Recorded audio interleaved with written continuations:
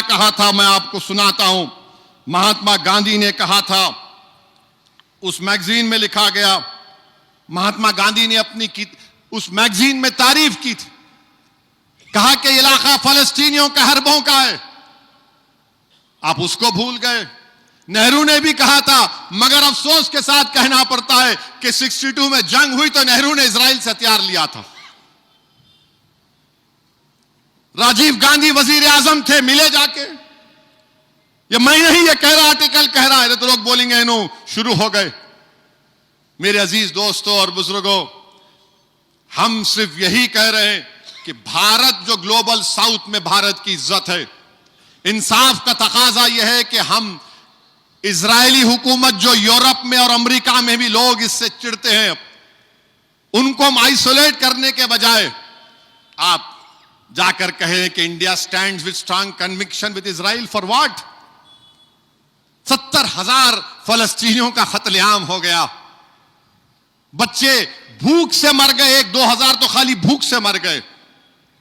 तो मेरे अजीज दोस्तों और बुजुर्गों, हम अपनी दुआओं में मस्जिद अक्सा और बैतुल मुक़द्दस की हिफाजत के लिए दुआ करते रहें।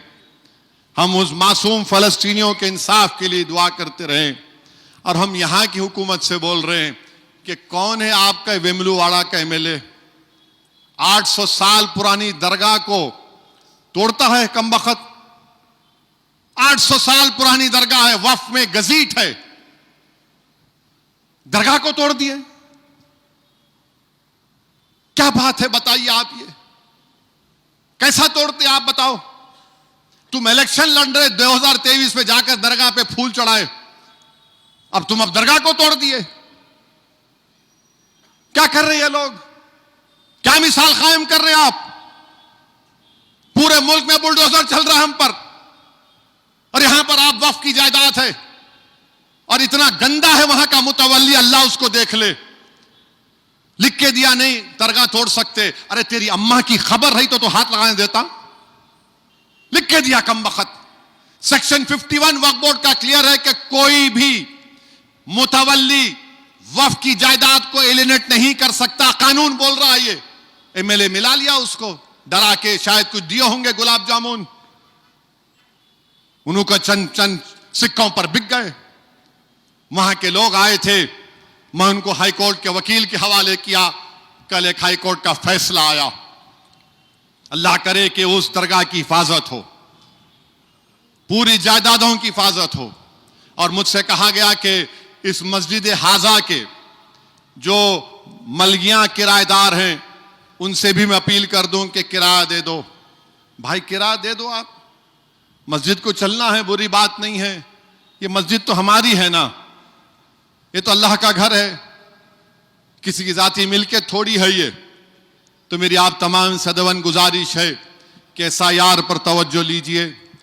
नाम जब आएंगे आपके पास, हम तमाम लोग पूरे MLAs आएंगे और पूरे कारपोरेटर अभी नहीं है। अगर उनको टिकट दोबारा मिलना तो जमीन पे मेहनत करना पड़ेगा उनको। नहीं करे मेहनत तो फिर मैं कुछ नहीं कर सकता। आप ये नहीं समझना कि मैं कारपोरेटर नहीं हूं। अगर आप ऐसा समझ रहे तो बैठिए घर में, आराम करिए, कोई बात नहीं, दूसरे को मौका मिलेगा। मगर नाम दलाने के लिए मजलिस किसी की मोहताज नहीं रहेगी इंशाअल्लाह ताला। हम नाम पूरे हमारे जिम्मेदार अराकीन हैं, सुदर मोतमदीन है। अराकीन असेंबली की भी जिम्मेदारी है। अराकीन असेंबली ये नहीं बोलना कि मैं इनको बोल दिया उनको बोला, नहीं। जमीन पे रहना, फिरना, एक एक नाम को चेक करना, एक एक नाम आना, डॉक्यूमेंट नहीं है, डॉक्यूमेंट निकाल कर देना उनको। और हम हुकूमत से भी बोलेंगे कि तेलंगाना में जो SIR हो रहा उसको सीरियसली लो। आप अब सीरियसली लो, और पूरी कोशिश हमारी होनी चाहिए कि जो जेन्युइन वोटर है उसका नाम आए। मैं फिर से कह रहा हूं, बाद में आप बोलेंगे, चीख और पुकार करेंगे मेरा क्या होगा। अभी से आपको बाखबर कर रहा हूं। 8 महीने पहले मैं तकरीर में बोला था, पासपोर्ट बनाओ जिसके पास पैसे है।